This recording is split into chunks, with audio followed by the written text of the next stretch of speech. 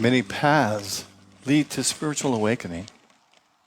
This is illustrated by this story of a young Chinese Zen monk who, after 2 years of meditating, realized that he was not yet enlightened.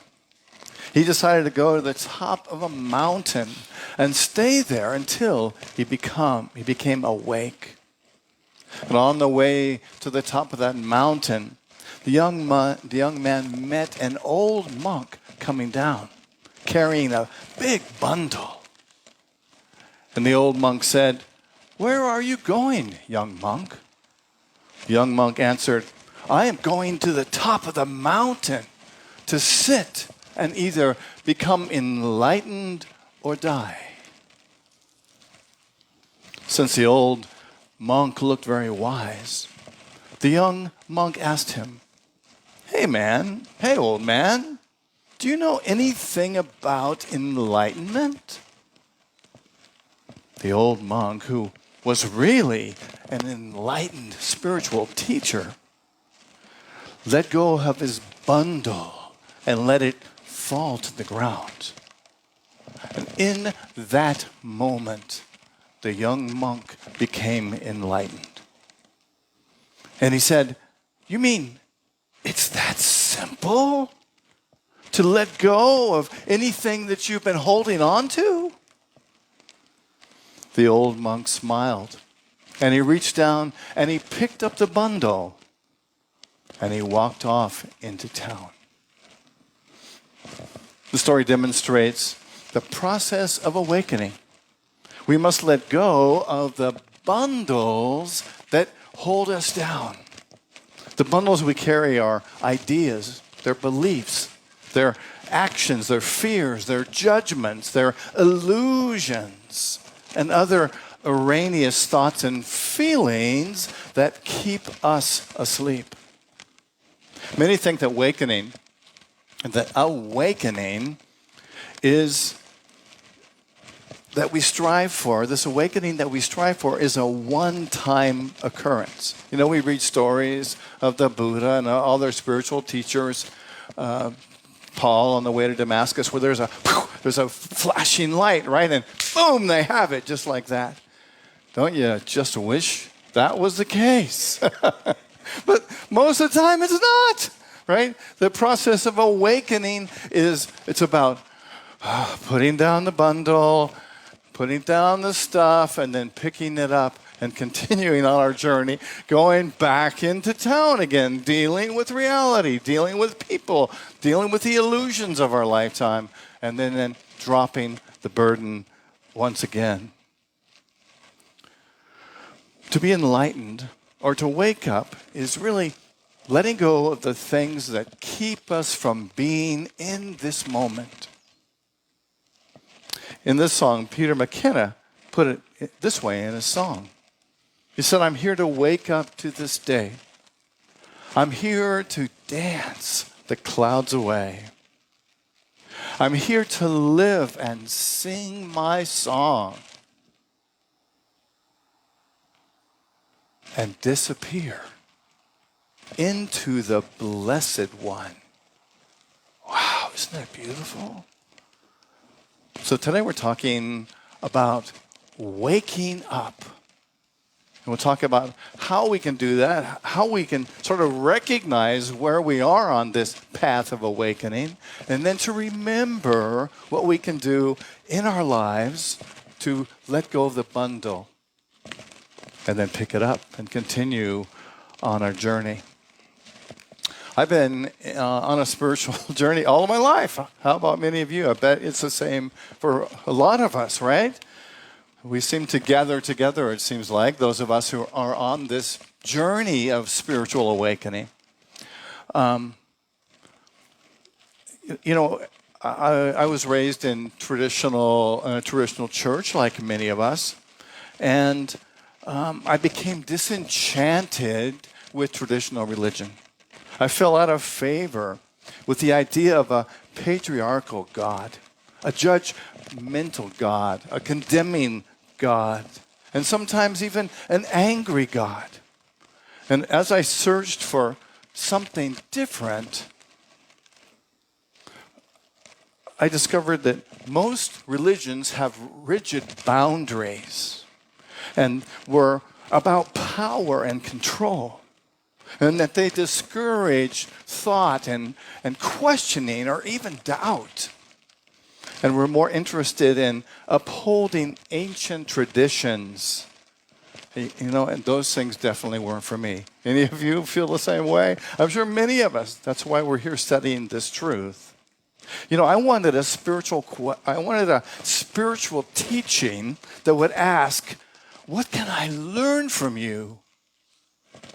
Instead of, how can I get you to think like me? I wanted a spiritual teaching that had porous boundaries, that welcomed truth wherever it was found. And I found Unity in 1990 and 91, I'm not sure. And the first service I went to, the minister said the first basic principle, which is there's only one presence and one power in the universe and in my life, God, the good, omnipotent. And when I heard that, it's like, wow, this is what I've been looking for. This isn't about a person, God. This is about a presence and a power that's everywhere in the universe. And somehow I knew that I had access to this power, and that it didn't come from some human being dictating how I should be, what I should believe. And I resonated really with this idea. And I am so proud of this movement of unity because they recently changed the wording in this statement. Now it reads, God is all there is and is present everywhere. This is the force of love and wisdom that underlies all of existence. Isn't that beautiful?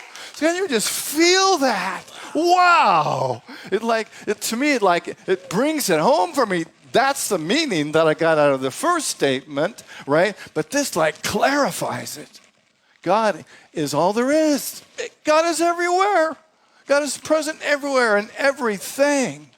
And God is the force of love and wisdom that underlies all existence.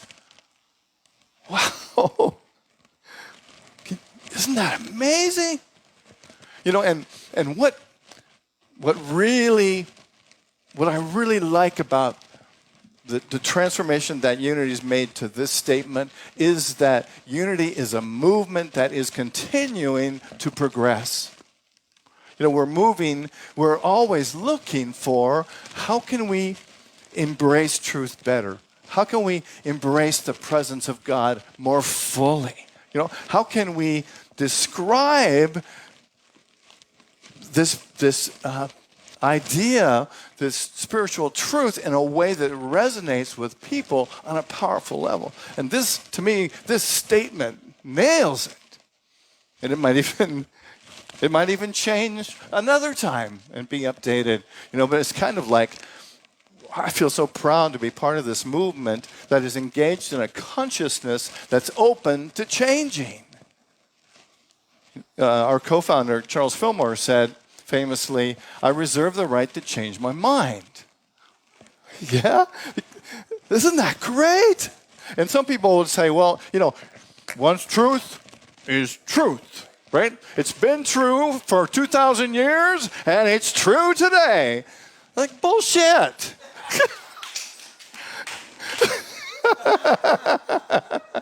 Truth changes, right? The more we understand it and can fully conceive of it. I can't believe you made me say that on Sunday morning. This man has such power. Yeah, I got to blame it on somebody, right? Oh, my goodness. Let's see, where are we going for here? So I compared those two statements, but I think we talked enough about them that you kind of get the difference in them. Spiritual awakening is a shift in perception. The miracle, Course in Miracles says that a miracle is a shift in perception. It's about seeing something differently. And that shift in perception, when I saw that statement, I had a shift in perception. I realized, that that's what I believe. And instantly, because it helped me to define what I believed, I was able to grab it and go, wow, now I know what I believe. I didn't know what I believed for a long time. I know I believe something different than what I was being taught in other places. So a miracle or a spiritual awakening is a change in perception. When we wake up, we realize that our ideas, our beliefs, our actions, and our images are not really who we are. They're just ideas that we are having that are moving through our experience of consciousness, but they're not the truth of who we are. Oftentimes, we like to think that our awakening is something that we are doing. But I like to think that our awakening is the presence of spirit that's everywhere, moving through us and resonating with us and opening our mind to new perceptions. That's what awakening is about to me. It's about, sure, I get to say, okay, I'm open, right? But it's that openness that allows me to resonate and understand and be receptive to the truth. Alan Watts said it greatly. He said, Jesus Christ knew he was God. So wake up and find out eventually who you really are. In our culture, of course, they'll say that you're crazy and that you're blasphemous, and they'll either put you in jail or in the nut house, which is pretty much the same thing. However, if you wake up in India and tell your friends and relations, my goodness, I've just discovered that I'm God, they'll laugh at you and say, oh, congratulations, you finally figured it out. It doesn't mean that we're the fullness of God, but we are aspects of that divinity. Aspects of that divinity having a human experience. And we get to hold that vessel and transform this vessel through the consciousness of realizing the truth of who we are. I like to think that we're spiritual beings having a physical experience. One of my favorite people, Rabbi Shapiro, says, God is infinite. God is everything. If you say, this is God, but not that, your God is too small. And so small that it can do you harm. In Acts, Jesus said, God is that in whom we live, move, and have our being.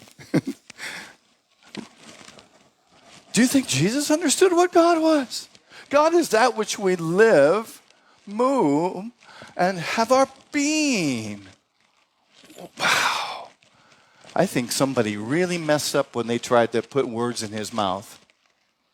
He wasn't saying that, he never said God is someone. The kingdom of heaven is out there. He said the kingdom is right here. Right now. Yes. God is that in whom we live and move and have our being.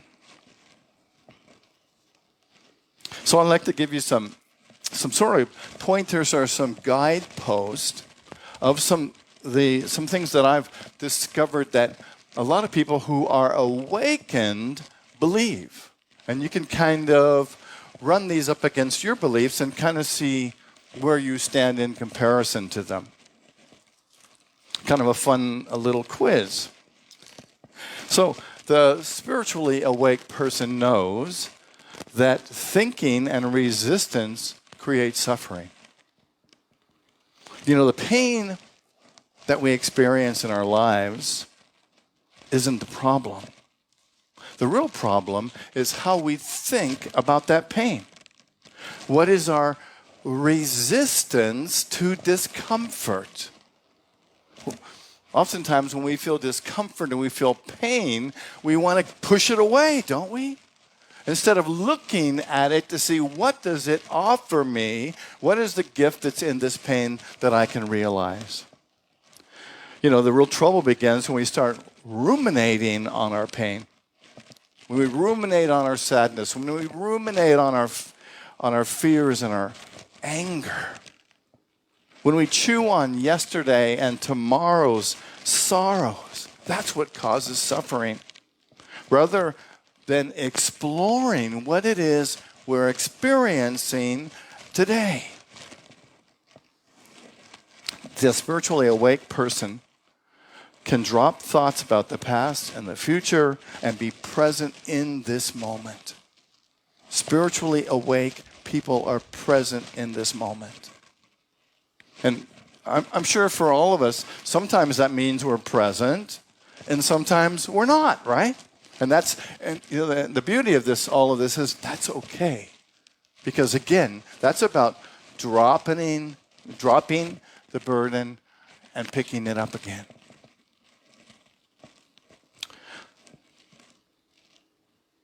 The spiritually awake person can show up for the pleasant, for what's present in their life, and celebrate that.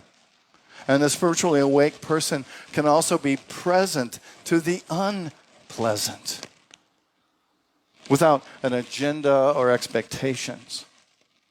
The spiritually awake person does what Peter McKenna says as part of this song. I'm here to wake up to this day. I'm here to dance the clouds away.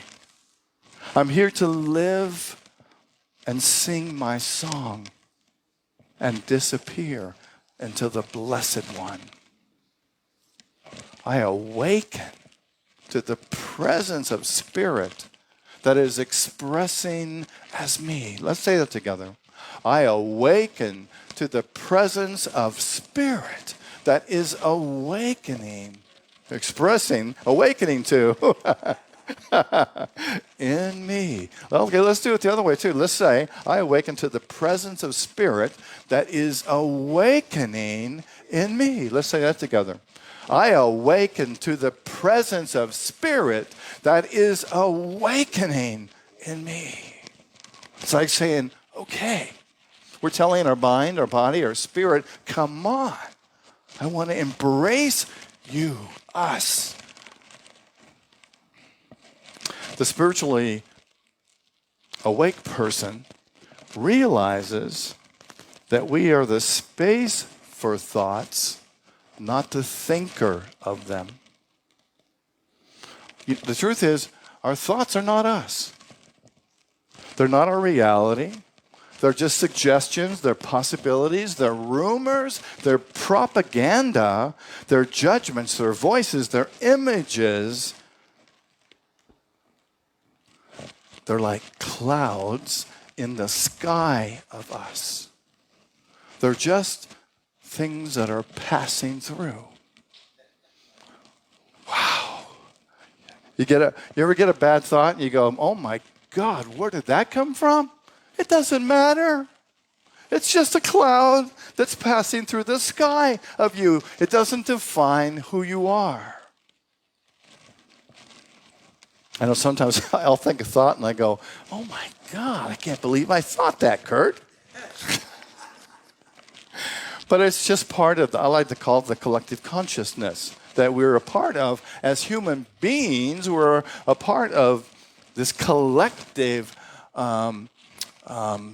illusion or trance that we're all in that has all this stuff floating around. And the fun part of it is we get to choose which cloud are we going to grab onto and sort of make that our reality in the moment. Our thoughts don't own us. We are the silent container, not the contained. Spiritually awakened people are not detached from life. They are detached from the illusion that they can control life. Ever feel like you want to control everything, right? And how many of us try to make everything be perfect in everything we do, right? And then sometimes, does that always happen? And so I like to think we do the best we can in the moment, and then we let the rest of it go. Lao Tzu, I saw this in a Lao Tzu tweet. You didn't know that he tweeted, did you? Of course, the truth of it is I've never seen a tweet, but I thought it'd be kind of a cute idea if we could capture Lao Tzu's tweet. He said, "Do your work, then step back. The only way to tranquility. To do what we can do, to make the best effort that we can, to be present to every moment, to work as hard as we can, and then once we've done the work, sit back and be tranquil. Just to let it be what it is. To disappear, as Peter McKenna says, into the Blessed One. It's like we pay our bills, we write the checks, we put them in the mail, and then we relax into tranquility, or into the Blessed One. You might remember Rick Hansen. He wrote this amazing book titled Just One Thing, Developing a Buddha Brain, One Simple Practice at a Time. And he suggests that what we do when we experience something that we are enjoying is that we focus on the good, that we focus on that moment of awakening and just really turn the heat up on that, to feel that. When you get that aha moment and you go, wow, yeah, that's the truth. And then just take that and embrace it and let it in, let it seep into your full awareness and just be totally present for it, to be with it. And when we do that, we're saying to our spirit, to our mind, to our body, this is good, this is acceptable. I want more of this. And just to be with it. To take those moments even to your meditation time, to your time of quiet. Rabbi Tarfon, who was a first century rabbi, taught, it's not your responsibility to complete the work of perfecting the world, but neither are you free to abstain from it. Wow. It's like, I really believe that we're here to raise consciousness, our own, and then to contribute to the world consciousness, to bring more love, to bring more peace, to bring more joy. So we do that work. We be present to it. We encourage it. We practice it. And then we let it go.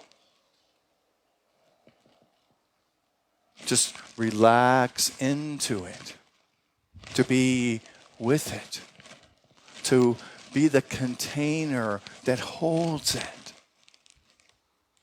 To go back into the Blessed One, which is the truth, the Spirit that's within us. To be grateful for that essence, That is the truth of who we are. Disappear into the Blessed One. And the last thing we'll talk about today that helps us to recognize a spiritual awakening is to know that a spiritual awake person knows that spiritual awakening isn't what we expect it to be. Darn.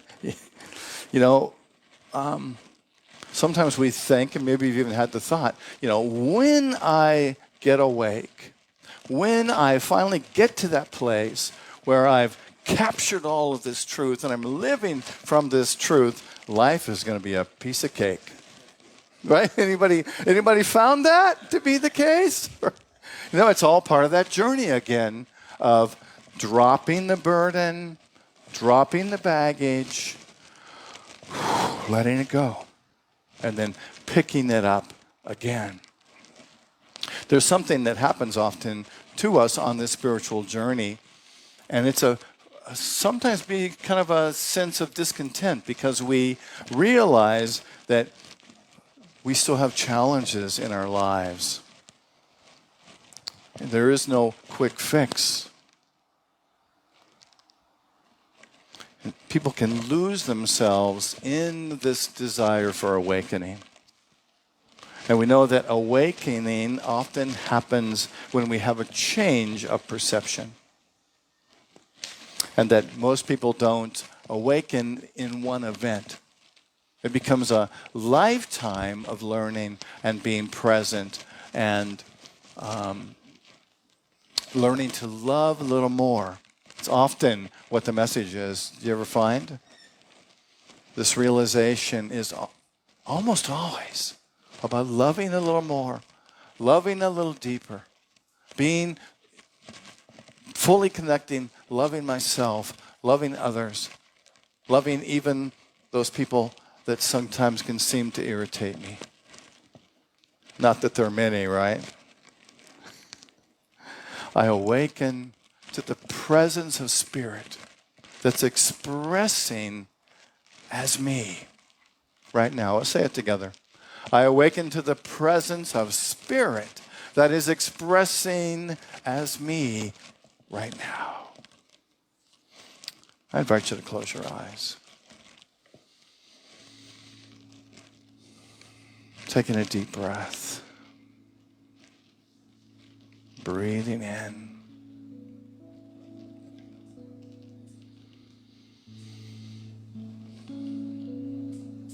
Imagine as you breathe and relax,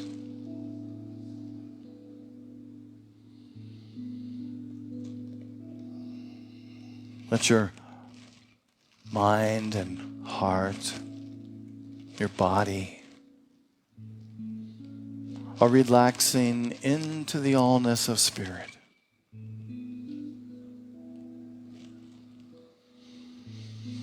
Breathing in and breathing out.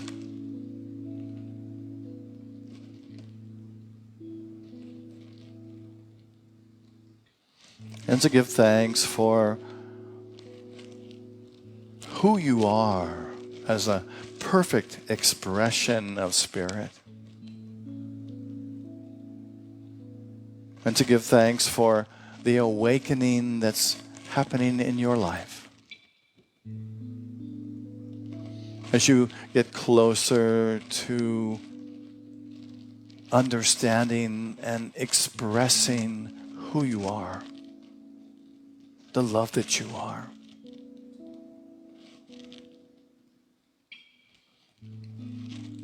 Breathing in.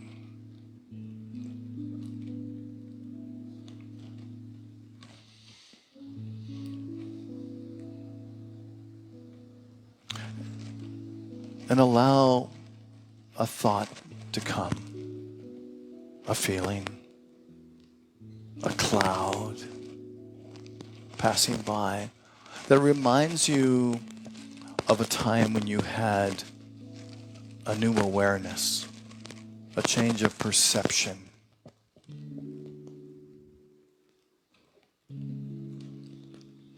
Where you felt that moment of enlightenment.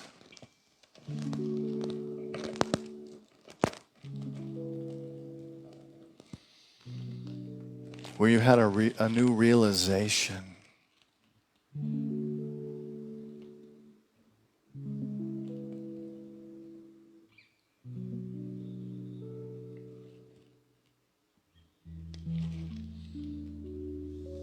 And hold that thought.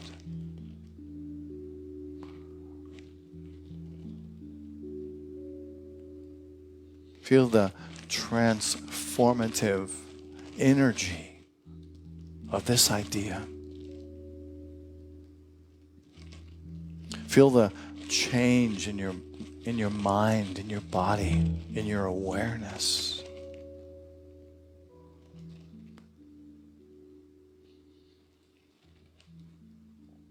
Feel the satisfaction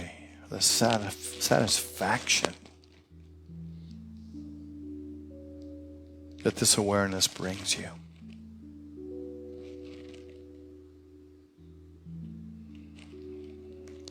And imagine you can turn up the volume of this loving energy.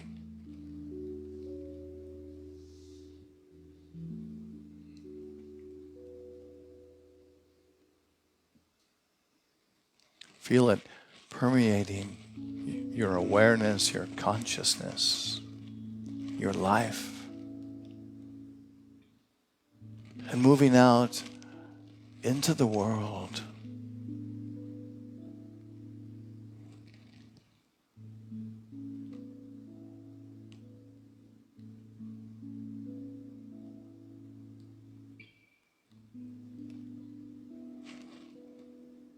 Let's hold this idea, this feeling, for a few moments.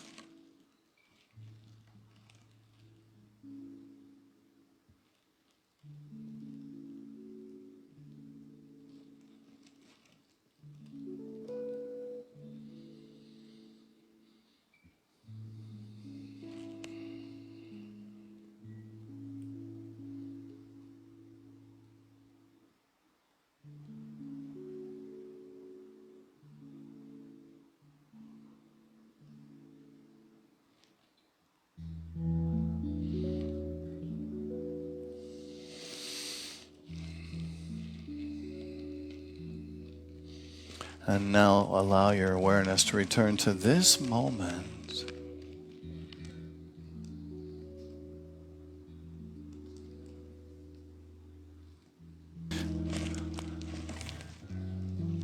So Hafiz wrote, "Awake a while. It does not have to be forever. Right now. One step upon the sky's soft skirt would be enough. Awake a while. Just one true moment of love will last for days. Rest all your elaborate plans and tactics for knowing Him, for they are all just frozen spring buds, so far from summer's divine gold. Awake, my dear. Be kind to your sleeping heart. Take it out to the vast fields of light and let it breathe. Say, love, give me back my wings. Lift me nearer. Say to the sun and moon, say to our dear friend, I will take you up now, beloved, on that wonderful dance that you promised.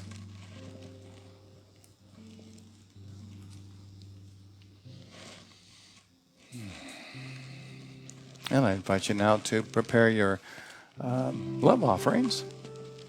And to thank you again for being here today. And thank you for your gifts to Unity Church of Maui. I know that as you give to us, you are a part of us. Because we give, we receive. And as you give, we open ourselves to receive. Because it is in the giving that we receive. And so now, as you prepare your gifts, enfold them with love. Enfold them with the love of the beloved. Even to imagine that as you give, it is indeed the beloved giving and receiving. As you hold your gifts, let's know and pray and affirm our statement of giving, which begins, through a grateful giving heart, my mind and life overflow with the abundance of God's all-providing, infinite supply. And so it is. Thank you, loving Spirit, for these gifts that have come to us in love. We hold them, we bless them, we give thanks for them. And we know that they move through this ministry, through you, through us, through you, out into this world. And we experience and we're a part of a world that celebrates peace, joy, individuality, creativity, and love. So it is. Thank you. Our flowers today are offered by Al Cantorna. You just saw him here dodge around the corner. And they are dedicated to Kevin and Rose. So thank you, Al, for this beautiful orchid. Oh, these plants just totally amaze me. They're so cute, aren't they? You look at that, each individual flower.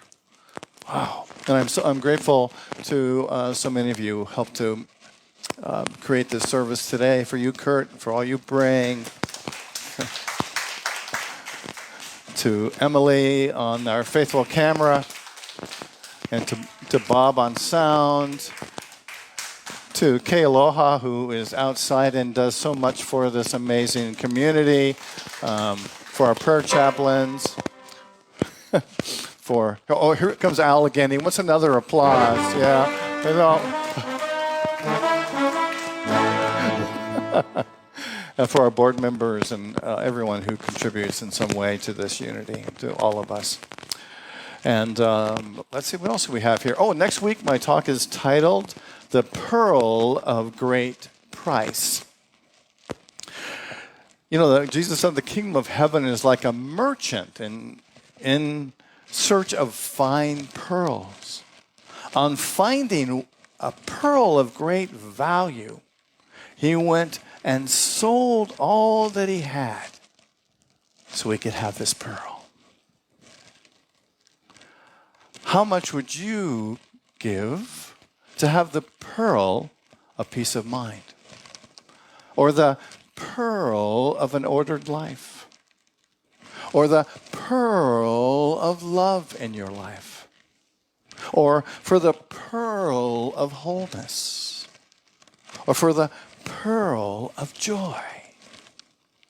Next Sunday, in my talk titled The Pearl of Great Price, we'll examine what you might sell in order to have the pearl that you desire.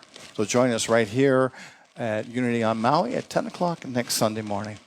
And if you like our services, you can always go to our YouTube page or on Facebook. We have many videos.